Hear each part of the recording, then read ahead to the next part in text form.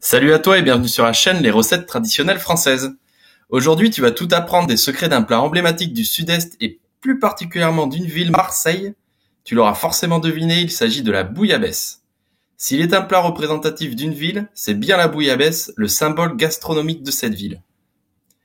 Les Marseillais, qui ont toujours eu un langage imagé, aiment dire que la bouillabaisse, c'est du poisson avec du soleil. C'est le grand auteur provençal Frédéric Mistral qui, le premier, en a proposé une étymologie plausible. Bouillabaisse, dans le langue provençale vénérée par Mistral, signifie quand ça bout, tu baisses.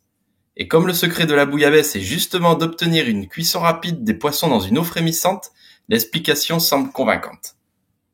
Bien entendu, différentes sortes de soupes de poissons existaient déjà depuis l'Antiquité chez les Romains, les Grecs et sans doute dans la plupart des peuples du pourtour méditerranéen.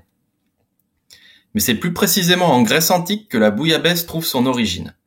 Lesquels Grecs fonderont Marseille, dit Massilia, vers l'an 600 avant Jésus-Christ, en amenant avec eux entre autres cette recette de ragoût de poisson nommée kakavia, que les pêcheurs cuisinaient à partir de restes ou d'invendus. La bouillabaisse était un plat de pauvres, une soupe de poisson de pêcheurs qui travaillait entre Marseille et Toulon. Au retour de la pêche, ils faisaient chauffer au bord de l'eau un chaudron rempli d'eau de mer dans lequel ils faisaient cuire les poissons invendus et tout ce qui se trouvait dans le fond de leur panier. Ce bouillon était ensuite versé sur des croûtons de pain frottés à l'ail et le poisson était dégusté séparément avec une mayonnaise à l'ail plus ou moins relevée de safran qu'on appelle la rouille. Ce plat modeste commence à se faire connaître en dehors des côtes provençales à la fin du XVIIIe siècle, en particulier à Paris, grâce à un restaurant tenu par deux frères venus de Marseille. L'eau de mer est alors remplacée par un fumet préparé avec des poissons de roche. Un peu plus tard, avec le développement économique de Marseille, la bouillabaisse va faire son entrée dans la grande cuisine régionale de l'époque avec l'ouvrage de Jean-Baptiste Reboul, La cuisinière provençale, qui cite une quarantaine de poissons pouvant entrer dans la recette. C'est pourquoi la bouillabaisse est un plat qui doit se préparer de préférence pour une grande tablée, au moins 8 à 10 personnes, afin de pouvoir y mettre de nombreuses espèces de poissons. Enfin, en dehors de quelques nuances propres à toute recette régionale, deux règles sont incontournables aux yeux des puristes.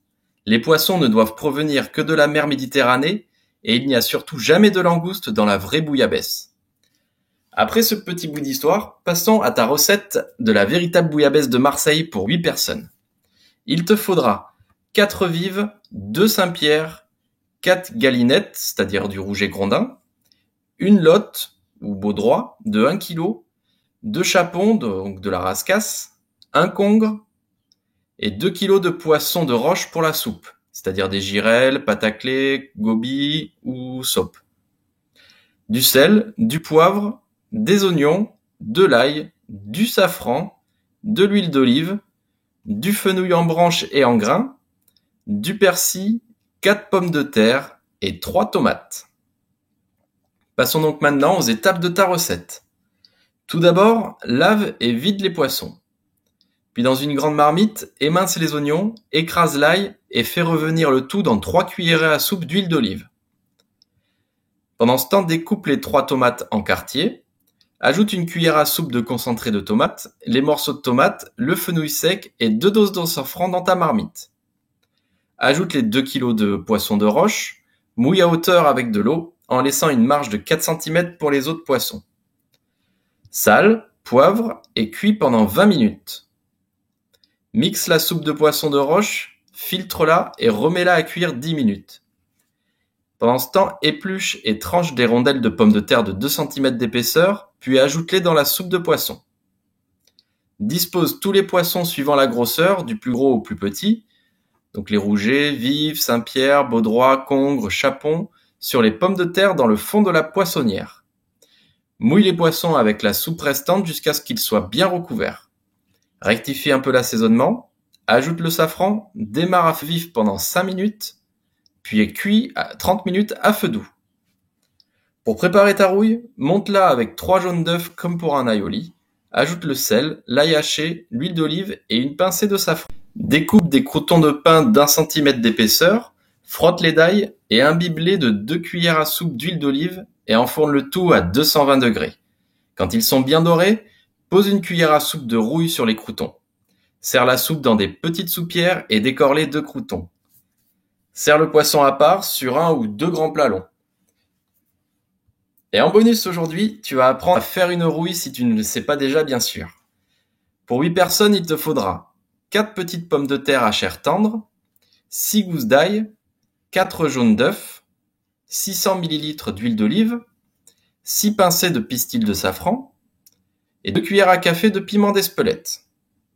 Pour préparer la rouille, rien de plus simple. Lave, pèle et cuis les pommes de terre dans l'eau bouillante salée pendant 30 minutes. Égoutte-les et écrase-les en purée. Pèle et écrase l'ail au pilon. Mélange les deux ingrédients avec les jaunes d'œufs, le safran, et le piment et le sel. Ajoute l'huile en filet en montant la sauce à la spatule. Et c'est parti pour transpirer un peu à la force du poignet. Voilà, c'est tout pour aujourd'hui. J'espère que cette vidéo t'a plu. N'hésite pas à t'abonner ou mettre un like d'encouragement. Je te souhaite un bon appétit et te dis à bientôt sur la chaîne Les Recettes Traditionnelles Françaises.